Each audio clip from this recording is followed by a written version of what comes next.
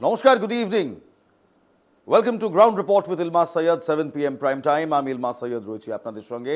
আর এই মুহূর্তে একটাই খবরে চোখ রাখবো। এই মুহূর্তে আমাদের সামনে একটি অল পার্টি মিটিং এর খবর আসছে, যে অল পার্টি মিটিং আজ কেন্দ্রের তরফ থেকে ডাকা হয়েছে এবং সেখানে ভারতবর্ষের সমস্ত রাজনৈতিক দল রয়েছে। পাকিস্তানের সঙ্গে কি করা দরকার, পেহেলগাম অ্যাটাকের পর, কাশ্মীরের এই সন্ত্রাসের পর কি করা দরকার, চূড়ান্ত প্রত্যাঘাতের পথেই কি ভারত হাঁটবে? মনীষ শুক্লা আমার সহকর্মী এই মুহূর্তে সরাসরি রয়েছেন নয়াদিল্লি থেকে, যেখানে এই মুহূর্তে অল পার্টি মিট চলছে। আমি একবার সরাসরি মনীষ শুক্লার কাছে চলে যাব। Manish, good evening. All party meeting start हो चुका है। आज बहुत कुछ हुआ है। राष्ट्रपति जी से विदेश मंत्री वो मिले हैं, जो हमारा सेंट्रल होम मिनिस्टर है वो मिला है। राष्ट्रपति जी वो सुप्रीम कमांडर है इंडियन आर्म फोर्सेस का। तो बहुत कुछ अभी होने को बाकी है। एक मिसाइल टेस्ट फायर हम लोगों ने किया है पाकिस्तान को मुंह तोड़ जवाब देने के लिए।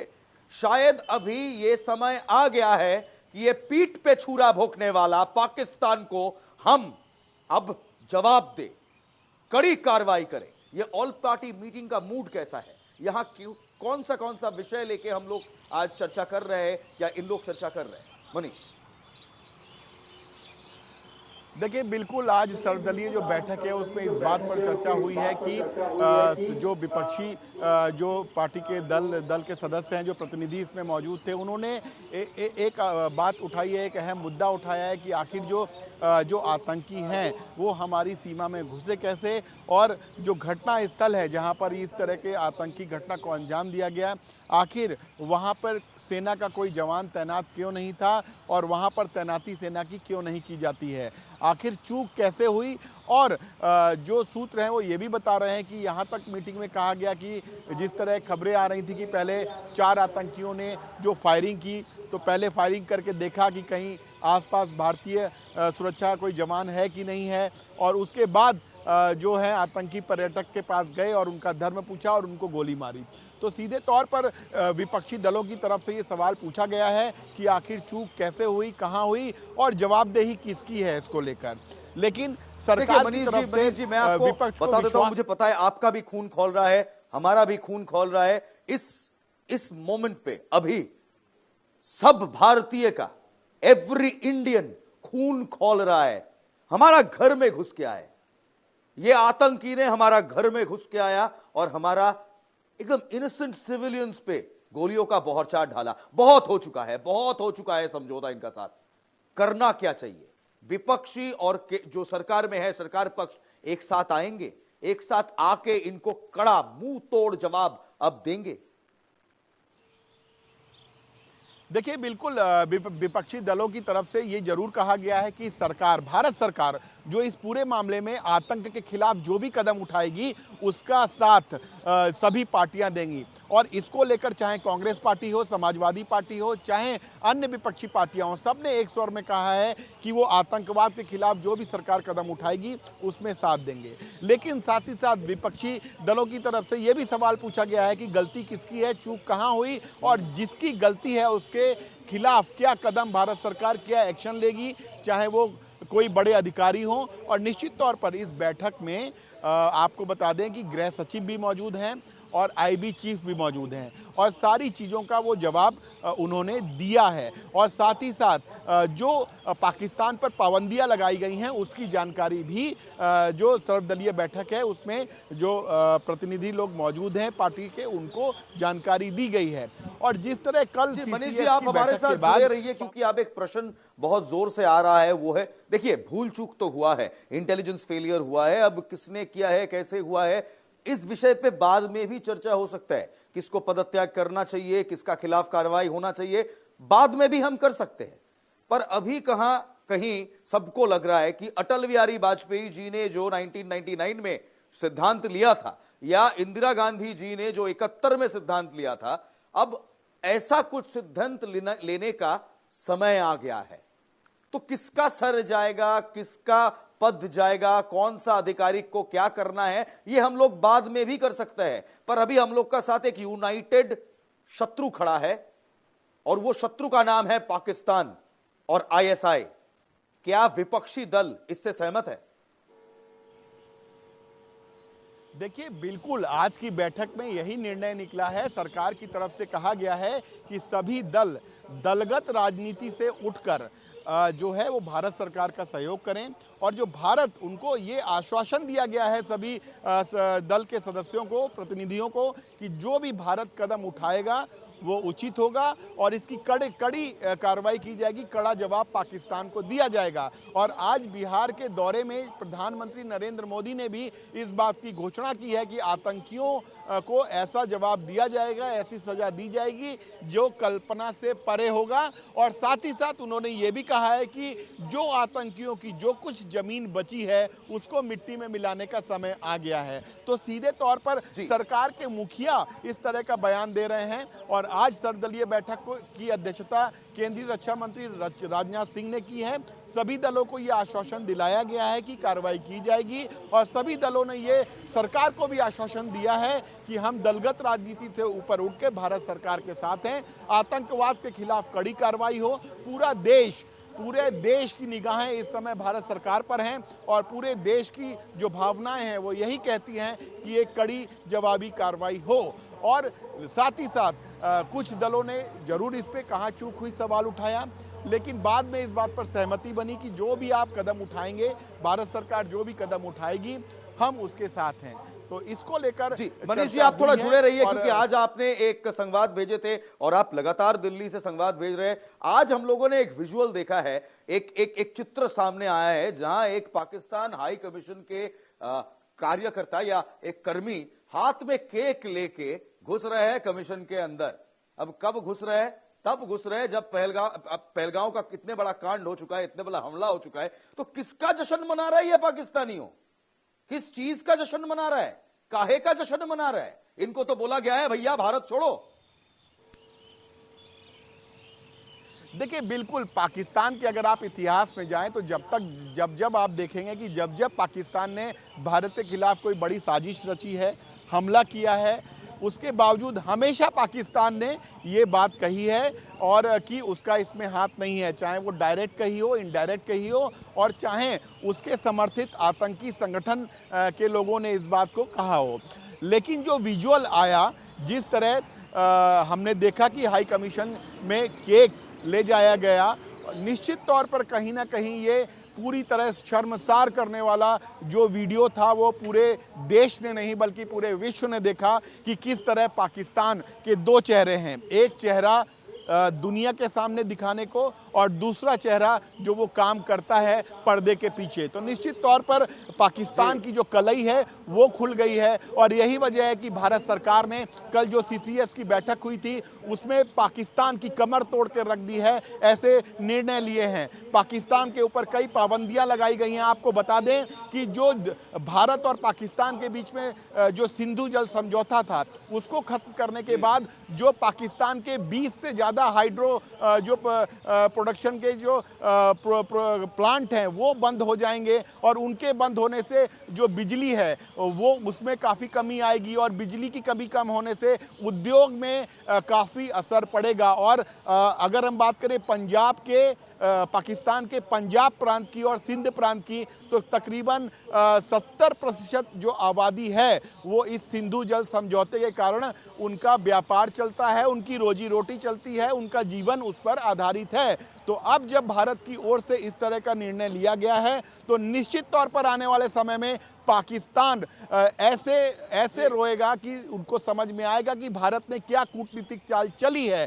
तो निश्चित तौर पर जो भारत ने ये निर्णय लिए हैं, पाबंदी लगाई है, उसका असर भी दिखना शुरू होगा। और यही वजह है कि पाकिस्तान डरा हुआ है, सहमा हुआ है, और अगर बात करें सीमा पर उसने मुस्तैदी बढ़ा दी है सेना की, और जो उसके कई प्लेन हैं, लड़ाकू विमान हैं, उनको एक्टिव मोड पे डाला है, और ये भी धमकी दी है कि वो मिसाइल का परीक्षण भी करेंगे। तो निश्चित तौर पर जो पाकिस्तान है ये उसकी मनीष शुक्ला আমাদের প্রতিনিধি, তিনি ছিলেন সরাসরি নয়াদিল্লি থেকে, এবং তিনি যেমন বলছেন এই মুহূর্তে পাকিস্তান একাধিক রকম হুঁশিয়ারি দিচ্ছে, হুমকি দিচ্ছে। কি অবস্থা ভাবুন, এই পাকিস্তান যার খাওয়ার পয়সা নেই, যার চাল নেই, যার দেশের মধ্যে বালুচিস্তান নিয়ে সমস্যা হচ্ছে, যার দেশে আয়ে দিন দেখেছি প্রধানমন্ত্রী থেকে শুরু করে প্রেসিডেন্ট কিভাবে বদলে যায় কেউ জানে না, গণতন্ত্র নামক বস্তু নেই, আইএসআই নামক একটি বস্তু আছে যারা থেকে দেশের সরকারও চালায়, আবার সেনাও চালায়, আবার অন্যান্য দেশের সঙ্গে মদদ দেয় যাতে অন্যান্য দেশ ঠিকভাবে না থাকে সেই দিকে। সেই পাকিস্তান নাকি ভারতকে হুমকি দিচ্ছে। কি করেছে জানেন পাকিস্তান? পাকিস্তান আমাদের এয়ার স্পেস ব্লক করে দিয়েছে। বলেছে এই যে সিন্ধু জল চুক্তি, এই জল চুক্তি যদি ভারত বাতিল করে, যদি জল পাকিস্তানকে না দেয়, তাহলে পাকিস্তান বলবে সেটা অ্যাক্ট অফ ওয়ার, অর্থাৎ সেটা যুদ্ধ ঘোষণা করার মতোই হবে, এবং বলছে পাকিস্তান সেটাকে অ্যাক্ট অফ ওয়ার হিসেবেই দেখবে। এই পাকিস্তান আবার হুমকি দিচ্ছে ভারতের সঙ্গে যুদ্ধ করবে। আচ্ছা, পাকিস্তান কি বারবার ভুলে যায় তাদের সঙ্গে 48-এ কি হয়েছিল, তাদের সঙ্গে 65-তে কি হয়েছিল, তাদের সঙ্গে 71-এ কি হয়েছিল? মানে 71টা ভুলবে কি করে বলুন? হাঁটু গেড়ে স্যারেন্ডার করেছিল পাকিস্তান। 99-তে পাকিস্তানদেরকে লাথি মেরে বার করেছিলাম আমরা আমাদের দেশ থেকে। সেই পাকিস্তান আবার শুরু করেছে। তাই এবার প্রশ্ন, চূড়ান্ত প্রত্যাঘাতের পথেই কি ভারত? কারণ রাষ্ট্রপতির কাছে আজ বিদেশ মন্ত্রী, কেন্দ্রীয় স্বরাষ্ট্রমন্ত্রী যান, দেখা করেন। 3 বাহিনীর প্রধান দ্রৌপদী মুর্মু, যিনি আমাদের ইন্ডিয়ান আর্ম ফোর্সেসের সুপ্রিম কমান্ডার, তার সঙ্গে সাক্ষাৎ করে পেহেলগাঁও কাণ্ড নিয়ে বিস্তারিত জানান শাহ এবং জয়শঙ্কর। শুক্রবার কাশ্মীর যাচ্ছেন সেনা প্রধান, chief of army staff Kashmir যাচ্ছেন। এমনি এমনি নাকি? কাশ্মীরে এমনি মোবিলাইজ করা হচ্ছে ট্রুপ। আর পাকিস্তান কি করছে? অন্যদিকে পাকিস্তান আকাশ সীমার উপর নিষেধাজ্ঞা জারি করেছে, অর্থাৎ পাকিস্তান তাদের আকাশ সীমায় ভারতের কোনো বিমানকে ঢুকতে দেবে না, এয়ার স্পেস ব্লক করেছে। বলছে যদি জল বন্ধ হয় তাহলে সিমলা চুক্তি তারা বাতিল করবে। এই সিমলা চুক্তির অন্তর্গত অনেক সিদ্ধান্ত নেওয়া হয়েছিল। জল বন্ধ হলে সিন্ধু চুক্তি অনুযায়ী তা যুদ্ধ হিসেবে বিবেচনা করা হবে।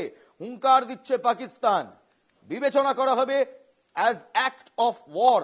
আজ জাতীয় নিরাপত্তা কমিটির পর ভারতের ওপর যুদ্ধে প্ররোচনার দায় ঠেলল পাকিস্তান। বাবুন বলছে আমরা নাকি যুদ্ধে প্ররোচনা দিচ্ছি। আচ্ছা, পেহেলগাঁওতে যেটা হলো সেটা কারা করালো? আইএসআই লঞ্চ প্যাড তৈরি করে না? এই আইএসআই গোটা পিওকে ধরে লঞ্চ প্যাড, টেরার প্যাডস বানিয়ে রাখেনি? ভারতের সঙ্গে নাকি পাকিস্তান সমস্ত রকম বাণিজ্য বন্ধ করে দেবে। কি নি বলুন তো আমরা পাকিস্তান থেকে? আর আমাদের কি বা হবে যদি ওরা আমাদের সাথে বাণিজ্য না করে? কি নি আমরা? উল্টে পেঁয়াজটা, চিনিটা, চালটা সবই তো যায় এখান থেকে। আচ্ছা, পাকিস্তান কি এটা ভুলে যাচ্ছে যে যদি একবার করাচি আর গ্বাদার পোর্টের সামনে ভারতের নৌসেনার 4টে জাহাজ দাঁড়িয়ে থাকে, তারা পৃথিবীর কোন রাষ্ট্রের সঙ্গেই আর বাণিজ্য করতে পারবে না, চীনও নয়। তখন কি হবে? আরে ভারতকে না খেতে পেয়ে মারার ভয় দেখাবেন না। ভারতের জনগণ দরকার হলে এক পেট খেয়ে, এক বেলা খেয়ে, ভুকা পেটে এই পাকিস্তানের শেষ দেখে থাকবে। পাশাপাশি আজ পাকিস্তান বলেছে যে তাদের এয়ার স্পেস বন্ধ, আকাশ সীমায় নিষেধাজ্ঞা। ভারতের কেউ পাকিস্তানে ছুটি কাটাতে যায় না, বিশ্বাস করুন। হ্যাঁ, একটু ঘুরপথে যেতে হবে, যাবো, কি যায় আসে, উড়বো না আপনাদের ওপর থেকে। আরে আপনাদের ওপর থেকে উড়লে তো আমাদের সমস্যা, কারণ আপনারা তো বন্ধু হয়ে পিঠে ছুরি মারেন, সেই 48 সাল থেকে মেরে আসছেন। এই চেনাব, ঝেলাম, ইন্দাসের জল নিয়ে প্রথম মোহাম্মদ আলী জিন্দা, যিনি আপনাদের বাবা, দেশের জনক, প্রথম লড়াই করেছিল আমাদের সঙ্গে। আমরা লড়তে যাইনি। তারপর 65 সেই আপনারা শুরু করলেন কাশ্মীর নিয়ে। তারপর 71 বাংলাদেশ নিয়ে সেই আপনারা শুরু করলেন। আর আপনারা ধর্মের দোহাই দেন, পাকিস্তান ধর্মের দোহাই দেয়। পাকিস্তান যখন বাংলাদেশের ওপর নির্মম অত্যাচার চালাচ্ছিল, মহিলাদের ধর্ষণ করছিল, বাঙালিদের যখন বাংলা ভাষা বলার জন্য বলে বলে গুলি করছিল, সেই বাঙালিরা কারা? তারাও মুসলমান ছিল।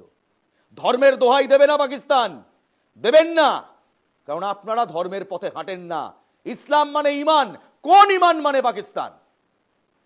আজ পর্যন্ত দেখিনি এই পাকিস্তানকে কোনোদিন সঠিক পথে হাঁটতে। ওসামা বিন লাদেনের মতো জঘন্য ঘৃণ্য টেররিস্ট কোথায় ছিল? পাকিস্তানের অ্যাবটাবাদে।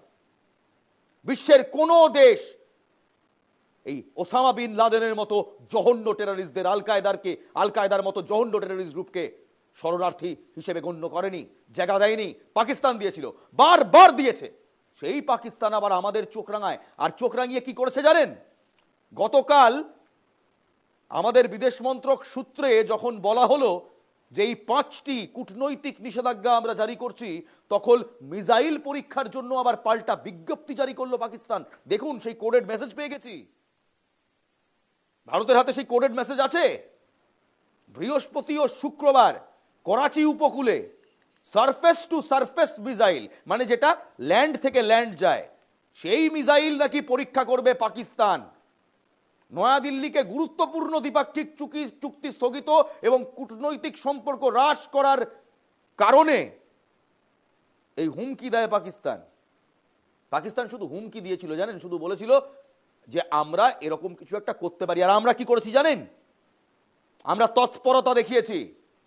আইএনএস সুরাট, আমাদের গর্ব, ইন্ডিয়ান নেভি শিপ সুরাট, আজকে আরব্য মহাসাগরের সামনে দাঁড়িয়ে একটা টেস্ট মিসাইল ফায়ার করেছে। সেই ছবি দেখাবো, সেই সুন্দর ভিজুয়াল, আইএনএস সুরাটের সেই সুন্দর ভিজুয়ালটা দেখাবো, বড় স্ক্রিন করে দেখাবো, ফুল স্ক্রিনে দেখাবো, সবাই দেখুক এবং গর্জন শুনুন আমাদের মিসাইলের।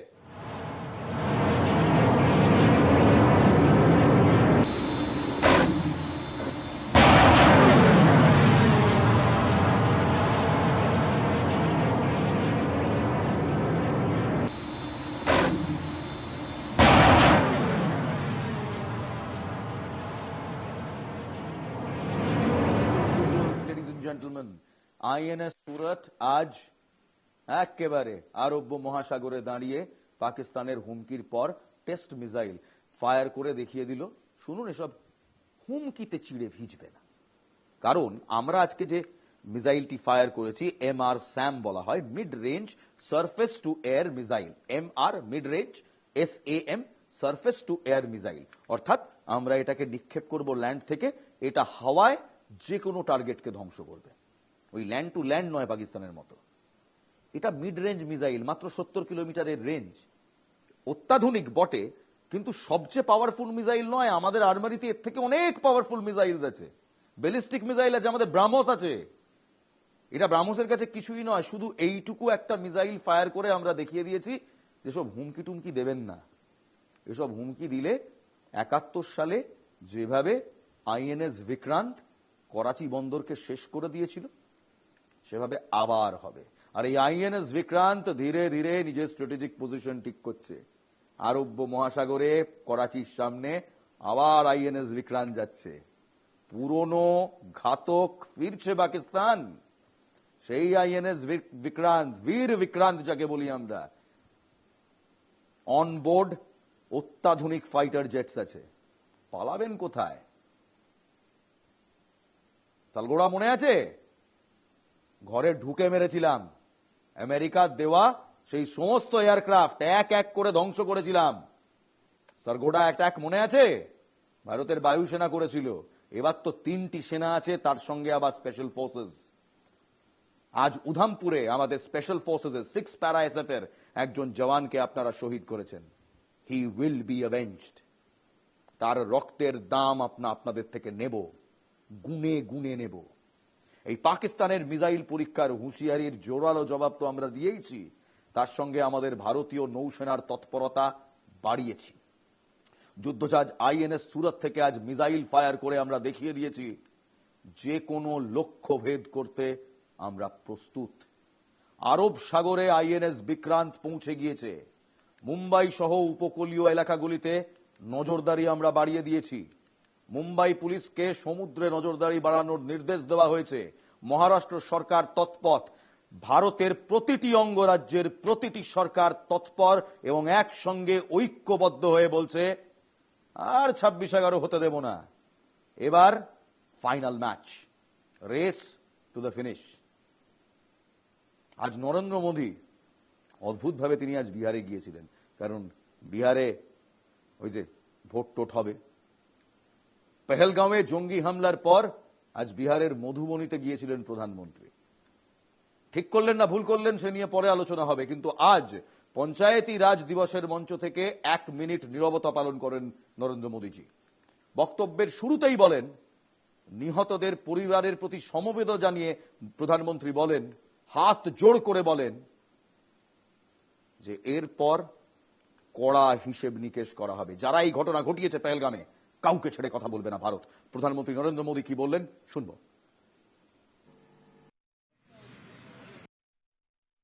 ये हमला सिर्फ निहत्थे पर्यटकों पर नहीं हुआ है, देश के दुश्मनों ने भारत की आत्मा पर हमला करने का दुस्साहस किया है। मैं बहुत स्पष्ट शब्दों में कहना चाहता हूं, जिन्होंने ये हमला किया है, उन आतंकियों को और इस हमले की साजिश रचने वालों को उनकी कल्पना से भी बड़ी सजा मिलेगी। सजा मिलकर के रहेगी।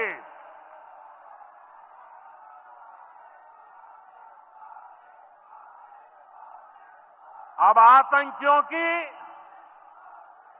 बची खुची जमीन को भी मिट्टी में मिलाने का समय आ गया है।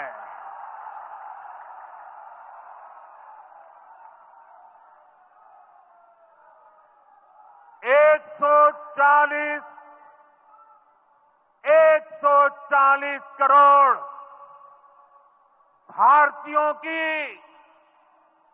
इच्छा शक्ति अब आतंकी आकाओं की कमर तोड़ कर रहेगी। বিহারের এই মঞ্চ থেকেই আজকে প্রধানমন্ত্রী নরেন্দ্র মোদী বিহারের এই মঞ্চ থেকে গোটা বিশ্বকে বার্তা দেন। বলেন ভারত সমস্ত জঙ্গি ও তাদের মদতদাতাদের চিহ্নিত করে খুঁজে বার করে তাদের শাস্তি দেবে। বিশ্বের যে কোনাতেই লুকিয়ে থাকুক না কেন তাদের খুঁজে বার করা হবে এবং সন্ত্রাসবাদকে কড়া হাতে দমন করা হবে। সন্ত্রাসবাদ কখনো ভারতের মনোবল ভাঙতে পারবে না, স্পষ্ট বার্তা দেন প্রধানমন্ত্রী। দেখুন,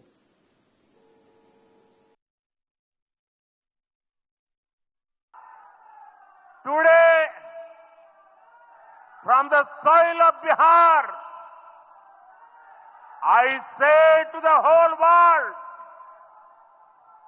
India will identify, track and punish every terrorist and their backers.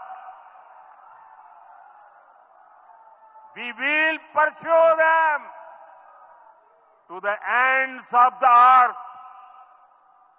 India's spirit will never be broken by terrorism. Terrorism will not go unpunished.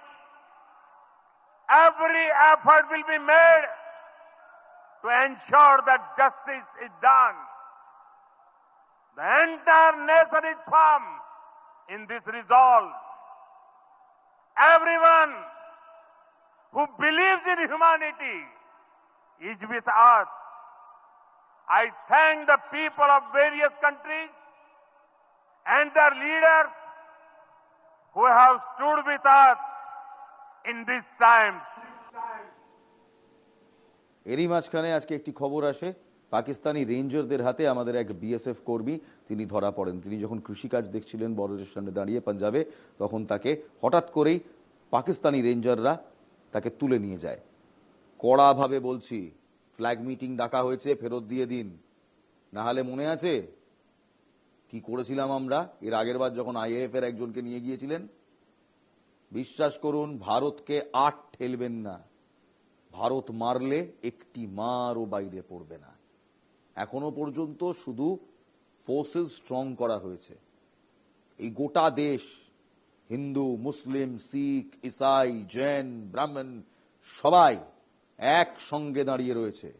সমস্ত রাজনৈতিক দল একসঙ্গে দাঁড়িয়ে রয়েছে, কারণ এখন জাতি ধর্মের লড়াই করার সময় নয়।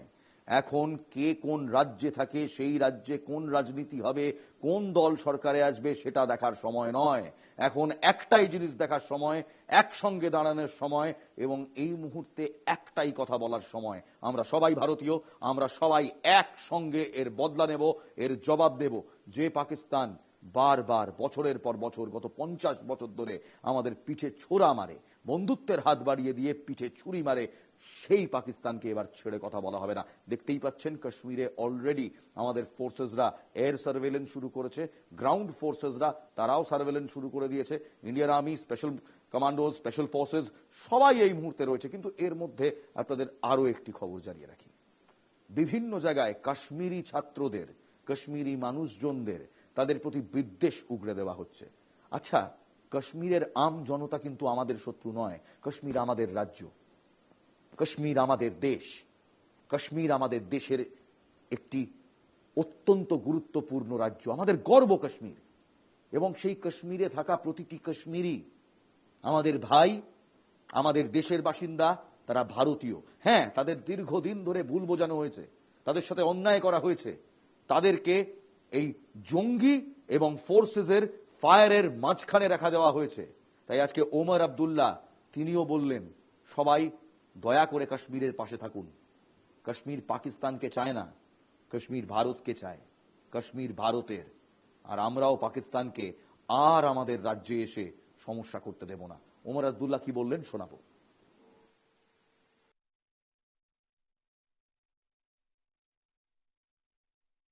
लेके कुपवारा तक, पूरा चिनाब से लेके पीर पंचाल तक, शायद ही कोई ऐसा इलाका है जहां लोग अपनी मर्जी से बाहर नहीं आए और जहां लोगों ने बाहर आके इस हमले के खिलाफ एक ही आवाज़ में बात की और कहा कि ये हमारे लिए नहीं था, हम इसमें शामिल नहीं हैं। अब यहाँ पे मेरी सिर्फ एक मोतबाना गुजारिश मुल्क के बाकी लोगों के साथ, मेहरबानी करके कश्मीरियों को दुश्मन मत समझिए। हम कसूरवार नहीं हैं। अगर एक तरफ से आप मान के चलते हो कि ये किया कराया पाकिस्तान का है, तो कश्मीर के लोग भी इसमें जो हैं वो न सिर्फ इसके खिलाफ हैं, हमने भी भुगता है 35 साल। सबसे ज़्यादा लोग अगर इन 35 सालों में अपनी जानें गंवा गए तो यहाँ कश्मीर के लोग, कश्मीर के सिविलियन, कश्मीर के अफसर, जम्मू कश्मीर के पुलिस वाले। जम्मू कश्मीर के लोग अमन के दुश्मन नहीं हैं, जम्मू कश्मीर के लोग अमन चाहते हैं। ये हमारे साथ जो हुआ ये हमारी मर्ज़ी से नहीं हुआ। हम अगर हमारी मर्ज़ी होती तो इस तरह का जम्मू कश्मीर में कभी नहीं होता, लेकिन अब हुआ है, अब इससे हमें निकलना होगा। একটা ছোট্ট বিরতি নেব, বিরতির পর ফিরে আসছি। বিরতির ওপারে দেখাবো আপনাদের কিভাবে পাকিস্তান জায়গায় জায়গায় পিওকেতে সরাসরি মদদ দিয়ে টেরার লঞ্চপ্যাড তৈরি করে রেখেছে, সন্ত্রাসের ঘাঁটি বানিয়ে রেখেছে। কিন্তু সুখবর হলো ভারতীয় সেনাবাহিনীর কাছে সেই সমস্ত ঘাঁটির লোকেশন এসে পৌঁছেছে। সবটা দেখাবো। একটা ছোট্ট বিরতি, বিরতির পর ফিরছি। দেখতে থাকুন গ্রাউন্ড রিপোর্ট উইথ ইলমাস সৈয়দ।